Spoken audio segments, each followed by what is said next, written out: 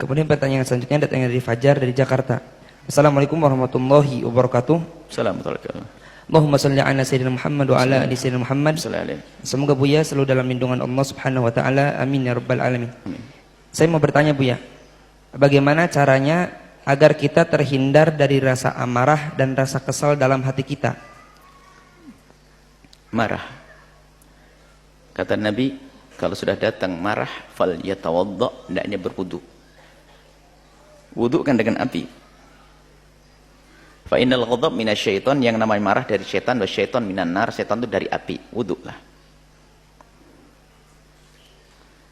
Tapi sebelumnya kata Imam Ghazali, agar kamu itu bisa meredam amarah itu suruh gini loh ya. Kalau kamu lebih marah, kamu potret atau kamu ngaca, mukamu tuh serem. Matamu merah melotot mau keluar, lihat. Yang cantik nggak cantik, cemberut, wah itu sungutnya berdiri.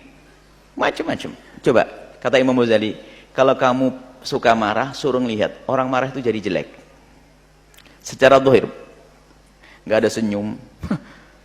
Senyum aja nggak cantik-cantik, nggak ganteng-ganteng, ada tambah cemberut lagi modelnya.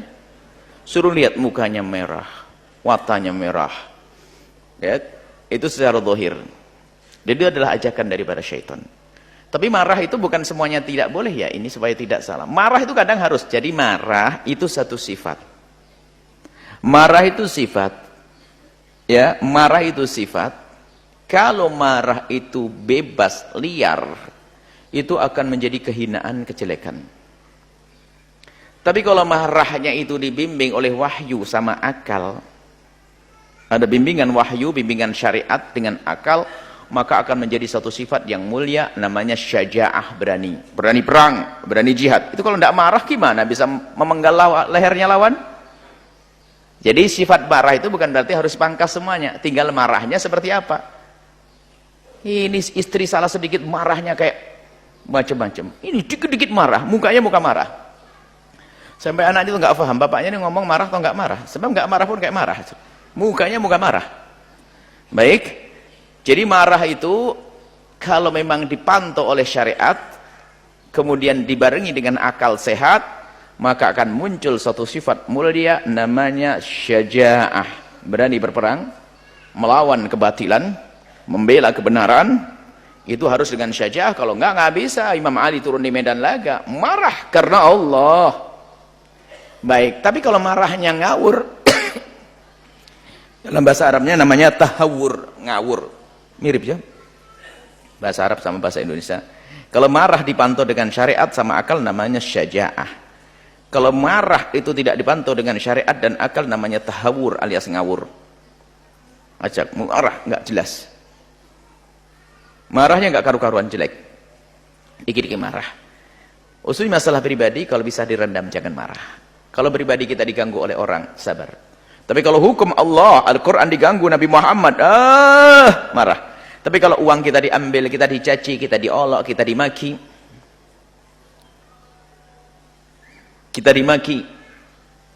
dihina, difitnah, kecil, dimaafkan, lapang hati, nggak perlu marah yang demikian itu. Cuman kadang urusan sepele marah dengan istrinya, salah naruh sandal saja marah, sehari ini marah. Nah, pertanyaan mungkin ini marah yang jelek ini, orang dikit-dikit marah, ya suruh lihat itu jelek, nggak senang orang-orang dengan marah semacam itu. Mukamu jelek, mukamu kotor, mukamu menjadi serem. Maka kalau orang suka marah yang ngawur ini, maka caranya bagaimana? Di saat marah, kalau kamu berdiri, fal yajlis, hendaknya kamu duduk, kata Nabi. Orang itu duduk. Kalau marah duduk. Kalau duduk masih marah, fal yattaji, baring. Biar agak reda itu. Dan berwudu. Paling tidak tinggalkan tempatnya yang orangnya bikin marah kepada Anda. Ini ada orang bikin marah, siapa istri atau anak atau apa, takut marahnya marah ngawur, langsung tinggalkan tempat tersebut, ambil air wudu, tinggalkan tempat secara zahir atau tinggalkan tempat secara maknawi, langsung aja wudu, sholat, baca Quran, Bismillahirrahmanirrahim, nggak kebayang lagi sudah dia. Ya, caranya apa? Ambil air wudu. Kalau Anda berdiri, duduklah, kata Nabi. Kalau duduk belum reda, baringlah. Kemudian upayakan tinggalkan tempat tersebut yang memicu kemarahan Anda. Ini diantaranya diajarkan oleh baginda Nabi SAW. Akan tapi ketahuilah, Semuanya kuncinya adalah dari jihad nafas, memerangi diri kita agar kita tidak mudah ngedendam kepada saudara karena urusan-urusan pribadi.